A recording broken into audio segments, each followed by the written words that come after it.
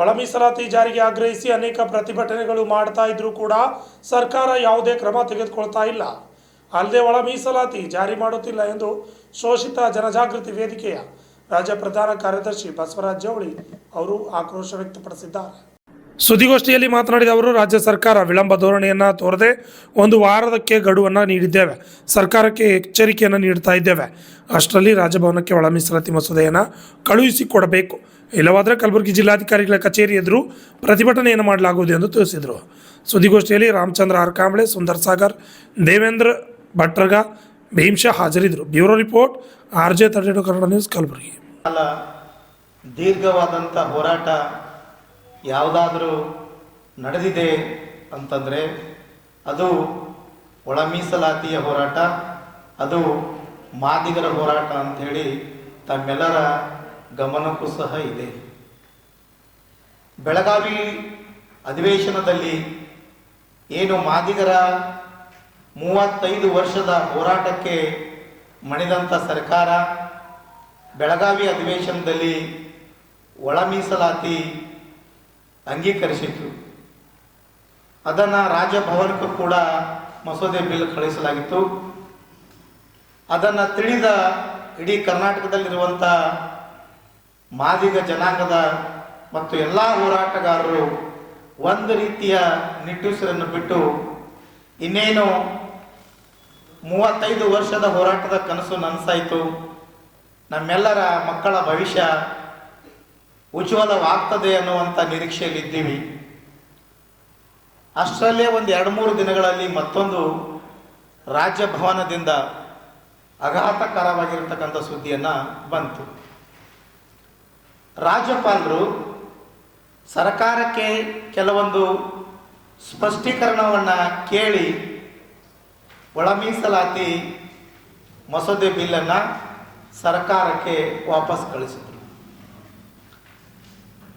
ಈ ರೀತಿ ಅನೇಕ ಘಟನೆಗಳು ನಡೆದಿದೆ. ಸರ್ಕಾರದ ಮಧ್ಯೆ ಆಗಿರ್ಬೋದು, ರಾಜ್ಯಪಾಲರ ಮಧ್ಯೆ ಆಗಿರ್ಬೋದು, ಅನೇಕ ಬಿಲ್ಗಳು ರಾಜ್ಯಪಾಲರ ಒಂದು ಭವನಕ್ಕೆ ಹೋಗ್ತವೆ.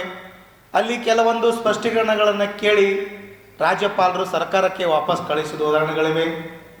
ಅದು 4-5 ದಿನಗಳಲ್ಲಿ ಮತ್ತೆ ಸರ್ಕಾರ ಸ್ಪಷ್ಟೀಕರಣವನ್ನು ನೀಡಿ ಅನೇಕ ಮಸೂದೆಗಳು ರಾಜಭವನಕ್ಕೆ ಕಳಿಸಿರುವಂಥ ಉದಾಹರಣೆಗಳು ಕೂಡ ಸಾಕಷ್ಟಿವೆ.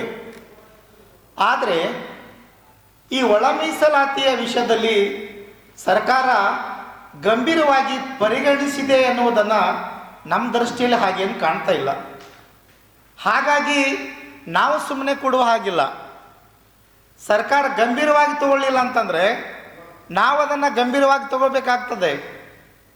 ಯಾಕಂತಂದರೆ ಒಳ ಮೀಸಲಾತಿ ಹೋರಾಟ 2-3 ಅಥವಾ 1-2 ವರ್ಷಗಳ ಹೋರಾಟ ಅಲ್ಲ. ಅದು ಸುಮ್ಮನೆ ನಾವು ಕೊಡೋಕೆ ಅನೇಕ ಮಾದಿಗ ಸಮುದಾಯದ ಹಲವರ ಪ್ರಾಣ ಬಲಿದಾನವಾಗಿದೆ. ಸಾವಿರಾರು ಹೋರಾಟಗಾರರ ಬದುಕು ಬೀದಿ ಪಾಲಾಗಿದೆ. ಆ ಸಾವಿರಾರು ಬೀದಿ ಪಾಲಾದಂಥ ಹೋರಾಟಗಾರರ ಮಕ್ಕಳ ಭವಿಷ್ಯವನ್ನು ಮತ್ತು ಪ್ರಾಣಗಳ ಬಲಿದಾನವಾದಂಥ ಮಕ್ಕಳ ಭವಿಷ್ಯವನ್ನು ಉಜ್ವಲ ಮಾಡ್ತಕ್ಕಂಥದ್ದು ನಮ್ಮೆಲ್ಲರ ಕರ್ತವ್ಯ. ಹಾಗಾಗಿ ನಾವು ಸುಮ್ಮನೆ ಕೊಡೋದಿಲ್ಲ, ನಾವು ಅದನ್ನು ಸೀರಿಯಸ್ ಆಗಿ ನಾವು ತಗೊಳ್ತೀವಿ. ಹಾಗಾಗಿ ಸರ್ಕಾರಕ್ಕೆ ಪತ್ರಿಕಾಗೋಷ್ಠಿಯ ಮೂಲಕವಾಗಿ ಮಾನ್ಯ ಮುಖ್ಯಮಂತ್ರಿಗಳಿಗೆ ಮತ್ತು ಸಮಾಜ ಕಲ್ಯಾಣ ಇಲಾಖೆಯ ಸಚಿವರುಗಳಿಗೆ ನಾವು ಪತ್ರಿಕಾಗೋಷ್ಠಿಯ ಮೂಲಕವಾಗಿ ಎಚ್ಚರಿಕೆಯನ್ನು ನೀಡ್ತಾ ಇದ್ದೀವಿ. 1 ವಾರದ ಗಡುವನ್ನು ಪತ್ರಿಕಾಗೋಷ್ಠಿಯ ಮೂಲಕವಾಗಿ ನಾವು ಸರ್ಕಾರಕ್ಕೆ ಗಡುವನ್ನು ನೀಡ್ತಾ ಇದ್ದೀವಿ. 1 ವಾರದ ಒಳಗಡೆ ಒಳ ಮೀಸಲಾತಿ ಮಸೂದೆ ಬಿಲ್ಲನ್ನು ರಾಜಭವನ ತಲುಪಬೇಕು. ರಾಜಭವನ ಒಂದು ವೇಳೆ ತಲುಪದೆ ಹೀಗೆ ವಿಳಂಬ ನೀತಿಯನ್ನು ಸರ್ಕಾರ ಮುಂದುವರಿಸಿದರೆ ಕಲಬುರಗಿ ಜಿಲ್ಲಾಧಿಕಾರಿಗಳ ಕಚೇರಿ ಎದುರುಗಡೆ ನಾವುಗಳು ಶೋಷಿತ ಜನಜಾಗೃತ ವೇದಿಕೆ ವತಿಯಿಂದ ನಿರಂತರವಾದಂಥ ಧರಣಿಯ ಮೂಲಕ ಇಡೀ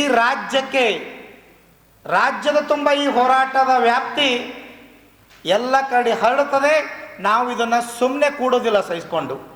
ಹಾಗಾಗಿ ಸರ್ಕಾರ ಈ ಒಂದು ಸೀರಿಯಸ್ನೆಸ್ ಅರ್ಥ ಮಾಡಿಕೊಂಡು ತಾವುಗಳು ಒಂದು ವಾರದ ಗಡುವಿನೊಳಗಡೆ ಒಳ ಮೀಸಲಾತಿ ಮಸೂದೆ ಬಿಲ್ಲನ್ನು ರಾಜಭವನಕ್ಕೆ ತಲುಪಿಸಬೇಕು ಸರ್.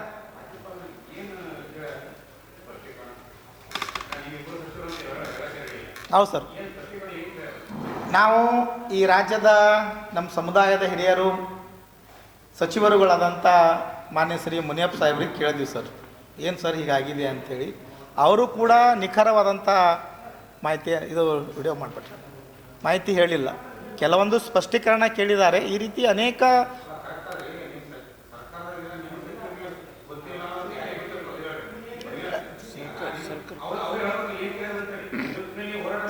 ಇದು ಆ್ಯಕ್ಚುಲಿ ಗೊತ್ತಿರಬೇಕಾಗಿದ್ದು ಸಮಾಜ ಕಲ್ಯಾಣ ಇಲಾಖೆಯ ಸಚಿವರಿಗೆ ಸಂಪೂರ್ಣವಾದ ಮಾಹಿತಿ ಇದೆ ಸರ್.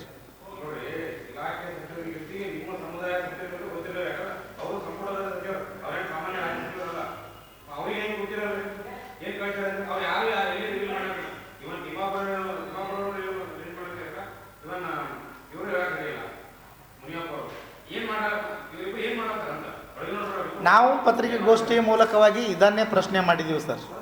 ಇವಾಗಲೂ ಅದೇ ಪ್ರಶ್ನೆ ಮಾಡ್ತಾ ಇದ್ದೀವಿ.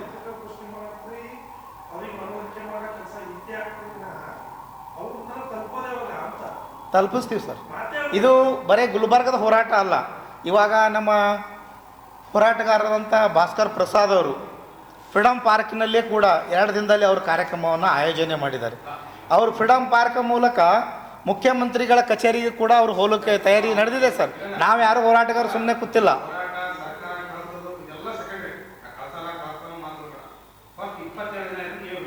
22 ದಿನಗಳು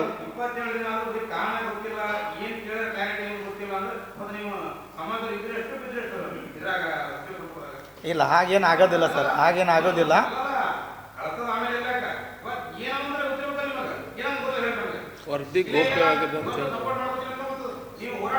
ಸರ್. ಇಲ್ಲ ಇಲ್ಲ ಇಲ್ಲ ಸರ್, ಗೊತ್ತಿದೆ. ಅಲೆಮಾರಿಗಳ ಸಮುದಾಯಕ್ಕೆ ಕೆಲವೊಂದು ಅನ್ಯಾಯ ಆಗಿದೆ ಅಂಥೇಳಿ ಒಂದು ಮೆಸೇಜ್ ಇದೆ, ಅದನ್ನು ಸರಿಪಡಿಸ್ರಿ ಅನ್ನೋವಂಥ ಒಂದು ಇಲ್ಲ ಊಹಾಪೋಹ ಅಲ್ಲ ಸರ್.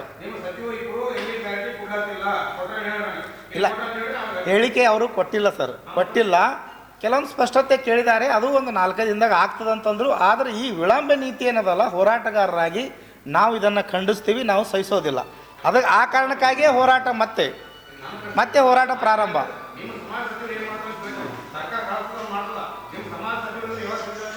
ನಾವು ಸರ್, ನಾನು ಪತ್ರಿಕಾಗೋಷ್ಠಿಯ ಮೂಲಕ ಇದನ್ನು ಸಮಾಜ ಕಲ್ಯಾಣ ಮಂತ್ರಿಗಳು ಇದನ್ನು ಸ್ಪಷ್ಟೀಕರಣ ಕೊಡಬೇಕು, ಮತ್ತಿಷ್ಟು ವಿಳಂಬ ಮಾಡಬಾರ್ದು, ಈ ಕಳಕಳಿ ಸಮಾಜ ಕಲ್ಯಾಣ ಮಂತ್ರಿಗಳಿಗಿರಬೇಕು. ನಾನು ಕೂಡ ಅದನ್ನೇ ಹೇಳ್ತಾ ಇದ್ದೀನಿ.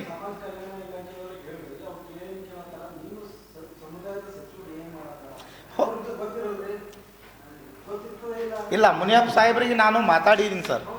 ಇನ್ನು ಕೆಲವೊಂದು ದಿನಗಳದೇನೆ ಸರಿಪಡಿಸಿ ವರದಿ ಏನಪ್ಪ ರಾಜಭವನ್ ತಲುಪ್ತದೆ ಅಂತ ಹೇಳಿದ್ದಾರೆ. ಅದು ಏನದಂತೇಳಿ ಸಮಾಜ ಕಲ್ಯಾಣ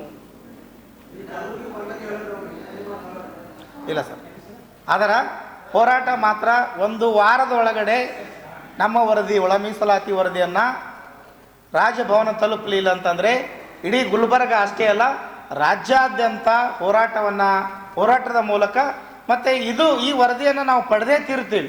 35 ವರ್ಷಗಳ ಕಾಲ ನಿರಂತರವಾಗಿ ಈ ಹೋರಾಟ ಜೀವಂತಿಟ್ಟಿದ್ದೀವಿ ಅಂತಂದರೆ ಇದು ಯಾವುದು ಹೊಡೆದೇನಲ್ಲ ನಮಗೆ. ಆದರೆ ರಾಜ್ಯಾದ್ಯಂತ ಈ ಹೋರಾಟವನ್ನು ಅತಿ ತೀವ್ರವಾಗಿ ನಾವೇನಪ್ಪ ಅಂದ್ರೆ ಮಾಡಲು ತಯಾರಿ ನಡೆಸ್ತಾ ಇದ್ದೀವಿ. ಆ ಕಾರಣಕ್ಕಾಗಿ 1 ವಾರದ ಗಡುವನ್ನು ಸರ್ಕಾರಕ್ಕೆ ನೀಡ್ತಾ ಇದ್ದೀವಿ ಸರ್.